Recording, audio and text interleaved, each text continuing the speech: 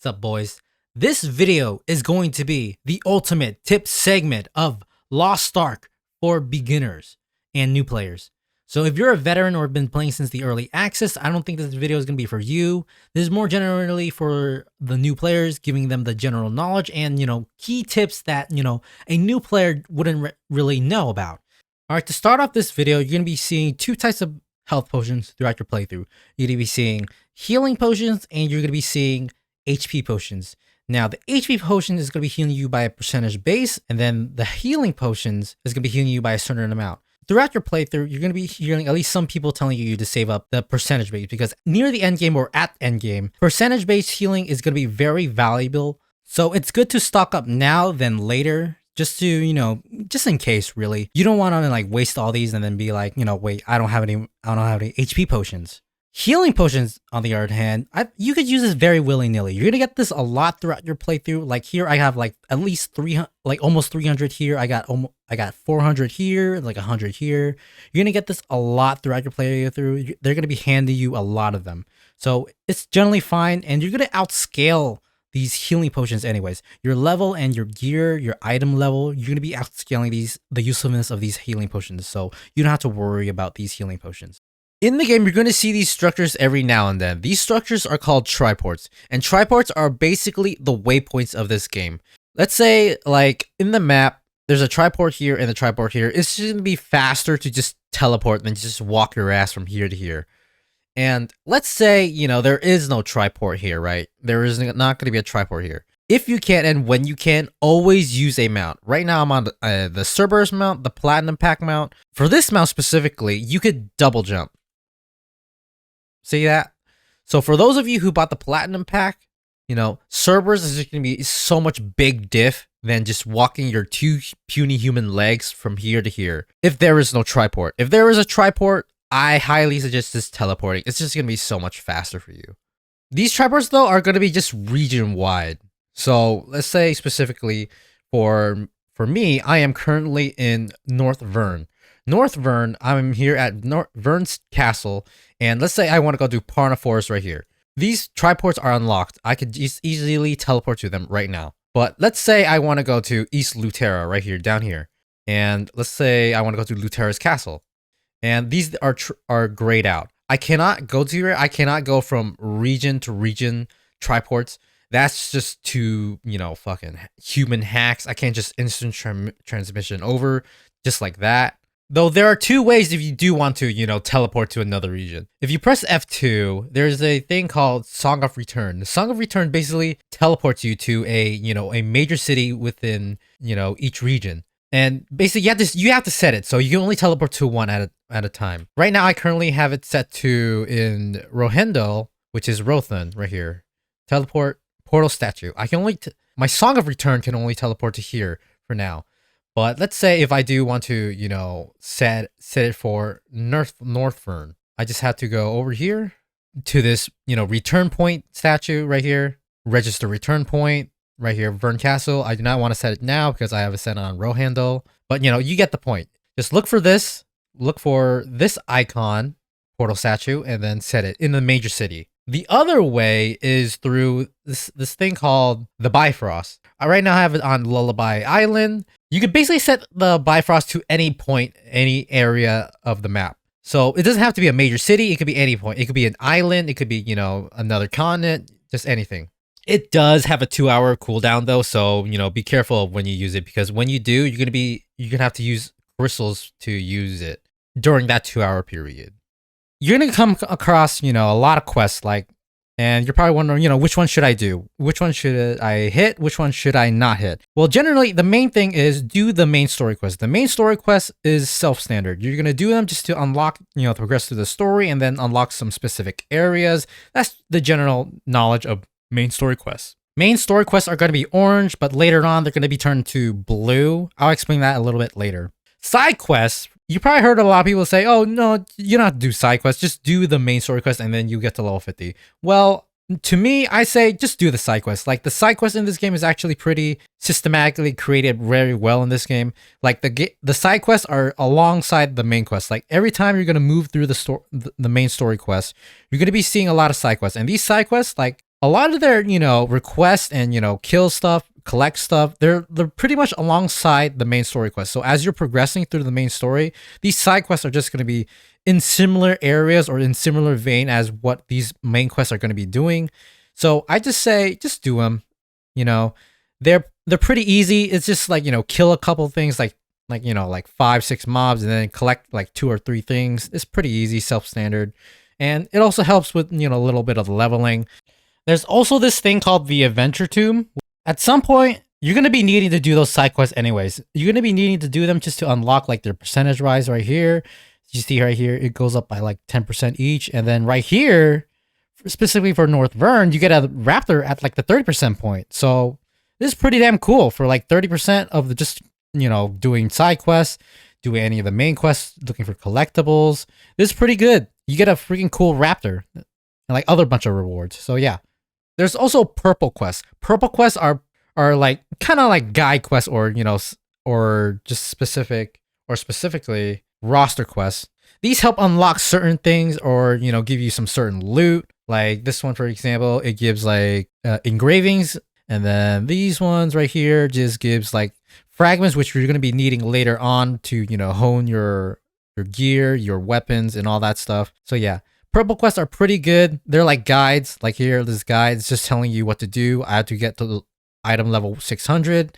It's just pretty self-standard. It's just telling you what to do, and you get these awesome loot in it. And you also get roster EXP. So pretty damn good in it too.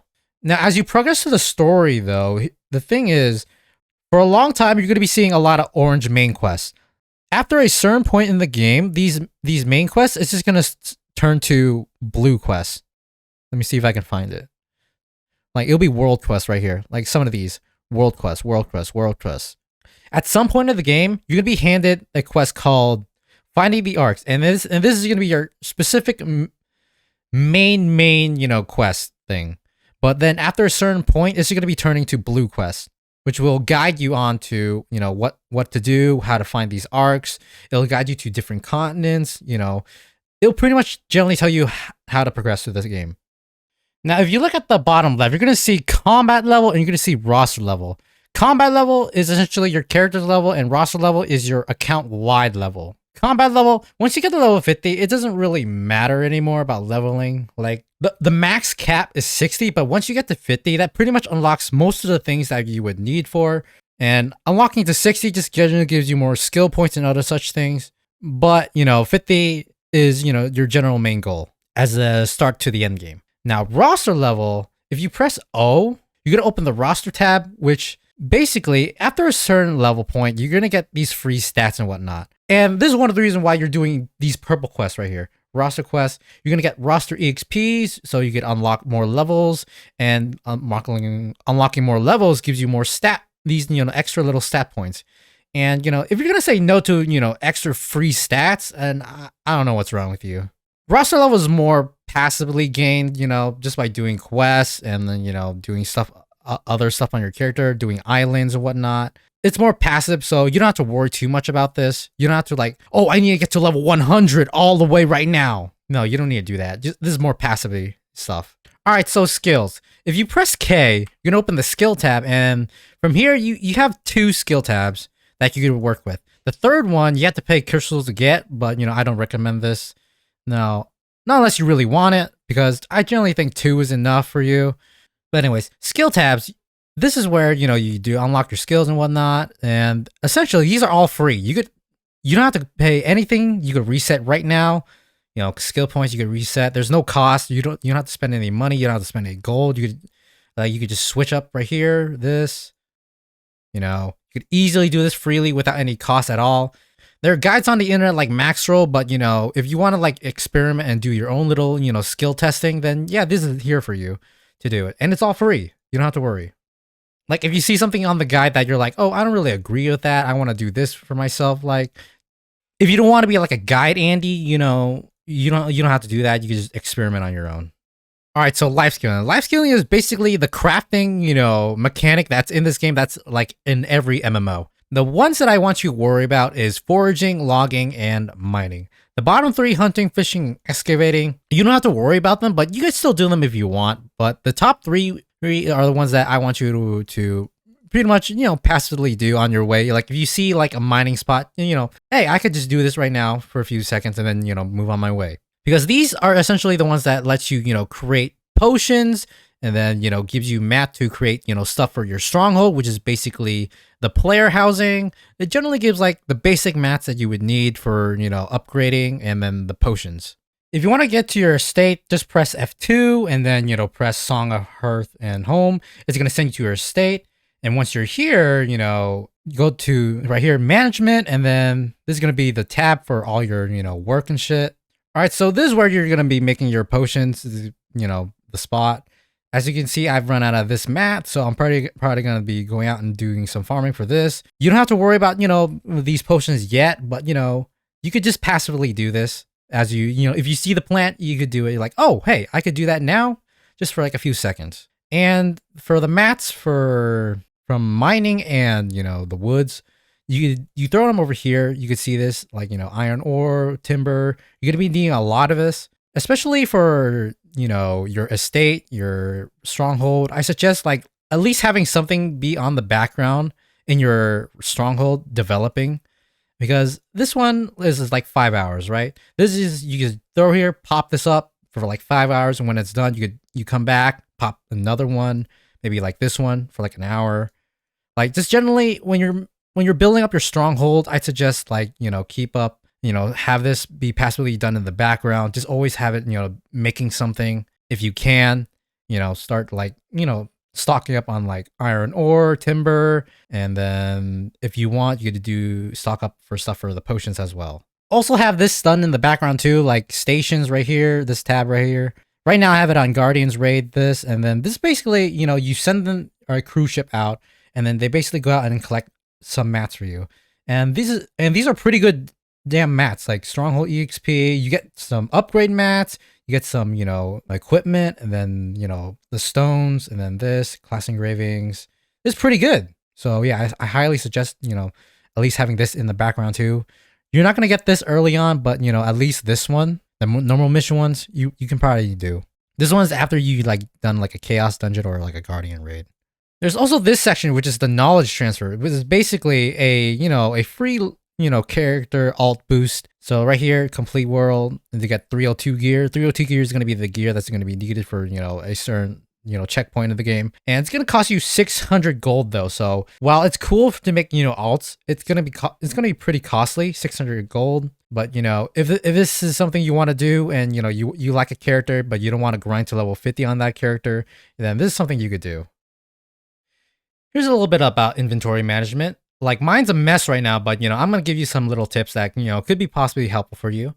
When you're leveling up, you're gonna get a lot of gear, like these green gears, blue gears. You're gonna get a lot of them. When your starts getting filled up and and you're running out of space, you could press here, dismantle, and then right here, uncommon, rare, and these are gonna be the rarities of the gear that you want to remove. Uncommon, rare, and then press dismantle.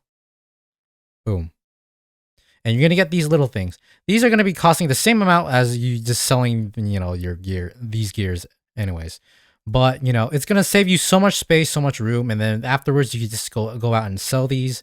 And then here's another little trick. If you press Alt click on an item, right, it's going to outline it like blue. Like most of my items down here, they're outlined by blue. So when you press sort item, it's going to sort everything except for the one that's outlined in blue. So remember, Alt click, it's going to deselect, reselect every time you Alt click it. But yeah, if you want a specific item in a certain spot in your inventory, just Alt click. And so you get auto sort and then easy inventory, management like that. And you have the crystalline aura effect, which is basically the paid subscription, for a little extra stuff. Press Alt P. And then right here, you have remote storage. And this, if you have like the crystalline aura, you could easily go into your personal storage and your roster storage.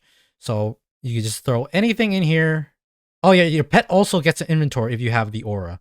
You use your pet as an inventory storage. You could use your personal storage. And then for stuff that's not bound, like for example, this destruction stone fragment, I could just throw it in my roster storage and, send it to another character and whatnot.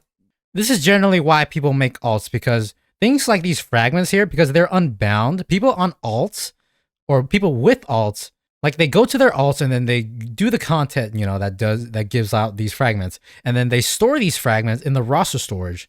And this is your account wide storage, basically. And by doing this, they're basically funneling their main character to be juiced up, to be able to go faster and transcend faster into the content that's ahead of it. Just a little basic tip on why, people make alts and stuff. Like funneling into their main, essentially. And when you're finished funneling that main to tier 2, you could funnel your second, character, like your second alt or whatever, with these, tier 1 mats. And, essentially it goes into a conga line. It just goes one by one by one until, everything just starts, evening up.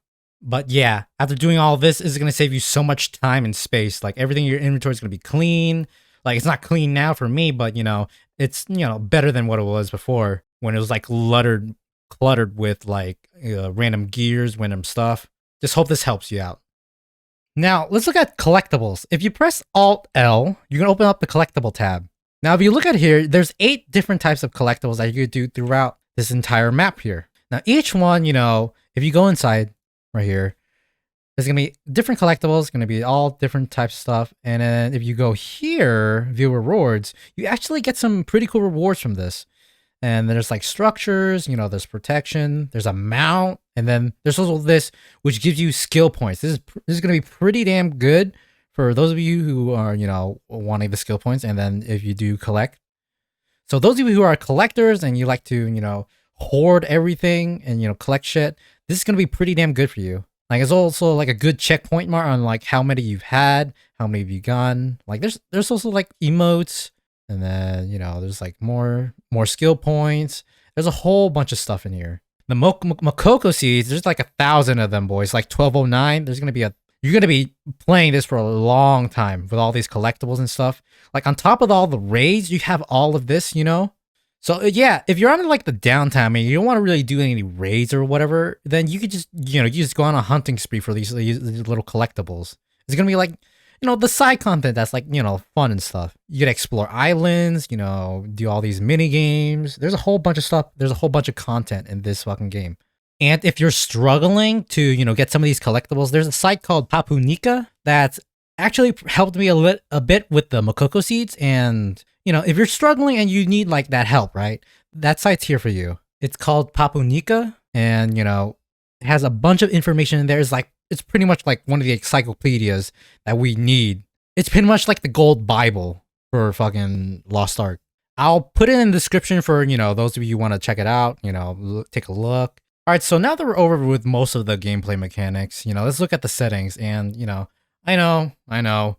None of us give a shit about these fucking settings, right? Like, seriously, like, I just want to play the game. Like, the only thing I care about is, like, the resolution, how fucking pretty my character can look. But, I'm here to tell you, what's good and what's not. So I'll look through it. I'll read it for you. You guys don't have to do it. You could thank me. No problem. All right, first up is the Force 21:9 aspect ratio. This is like one of the pretty important things of settings in here, just mainly because this is what happens when you apply it. This is what it looks like on a widescreen, but because we're on a regular monitor, right? There's black bars. So on a widescreen monitor, you can see the whole entire thing, but excluding the black bars. Widescreen monitor gamers are big diff. They can see a wider point of view. So in terms of like, PvP and maybe sometimes in PvE, they can see a wide area, right? So now they could take that as an advantage and, be like, oh, I could click on this dude right here, right? Or, oh, I see that he's over here. I'm going to be over here then. Something like that. And this is why it's so weird, because people, they went out and bought widescreen monitors for Lost Ark before they even tried out the game and see if they liked it. Kind of blew my mind, dude. Like, Lost Ark definitely sold like over 100 different, fucking widescreen monitors. All right, so in audio, there's the voice language. I'm pretty sure it's going to be pretty popular. And that's because, a lot of people are setting it to, the main language Korean. I haven't set it to Korean yet. I have that at English. That's because, I wanted to see how the English was, and, it was generally fine. But, kind kind of want to do another playthrough with the Korean language. So yeah, I'll probably like make another character. There's also this voice chat, but the voice chat actually doesn't work in this game, so you don't have to care about this. Accessibility, you know, I'm a boomer gamer now, so I have to change my mouse cursor. I have to change it to larger. I might have to change it to the largest. I keep losing my mouse. I think I'm just too fucking blind or some shit, or maybe this is just a little yellow cursor. This is for, you know, if you can't keep track of your mouse, whatever. There's colorblind filter. And there's also macro text. So if you're trying to, you know, smart ping with a you know, text, you know, this could be, you know, pretty much good for you. You know, tell your teammates, you know, what to do instead of using voice comms and whatever. You could just do some pings with the macros and be like, oh, hey, right here, move right here, or, you know, do something, or danger, danger, danger. All right, so here's another thing that I found. It's like this combat outline. I was like, what the fuck is combat outline? And when I pressed OK and I put it on, you could see that there's like an outline around my character. I'm like, what the fuck? So I'm guessing, like, you know, if you can't, you know, see your character really well, I'm guessing this could, you know, potentially help you. Yeah, there's like an outline. I'm like behind the rock, but you can see my outline. That's pretty cool. Pretty neat. Oh, and there's also the skip dungeon cutscene for those who just don't really care about the cutscene and just want to go through the action and shit. And, you know, as you can say, when I'm doing those normals and with, like, people, these fuckers just keep on trying to tell me, you know, skip the scene, skip the scene. I'm like, no, fuck you. I'm watching the scene. There's also this gamepad controller thing for those who want to play on a gamepad, but, you know, I think generally other than these that I've seen so far, I don't think there's anything that important. Obviously, like, the Force 21:9 might be a big diff, but, yeah, other than that, there's nothing gameplay changing. All right, so that's generally all the stuff I could tell. That I could, you know, think of. Other than that, you know, if you're wondering why I haven't gone over like characters or, you know, like the engravings, honing, you know, all that stuff, that's like a generally different topic that's like a little bit too advanced for beginners. So I just want to like give like, you know, the clear cut, easy ones out for them. And then for another video, I'll do like more in depth on like engravings, on like what characters to choose or, you know, something like that. This video is just for the new players to ease in, you know, give them the basic knowledge, and then when they, you know, they need the bigger advanced knowledge, you know, the big boy stuff, then they could, you know, search on YouTube and, you know, Reddit, whatever. So yeah, thank you. Thanks for watching, and, you know, like, comment, subscribe. I said it before, but, you know, I'm saying it again just because, you know, it'll help me out with the algorithm and whatnot, and, you know, this will help a lot of players with, you know, how to progress and how to, you know, go through this, how to get to level 50 and what to do to 1 to 50, all that stuff. Thank you. Thank you for watching. Bye-bye.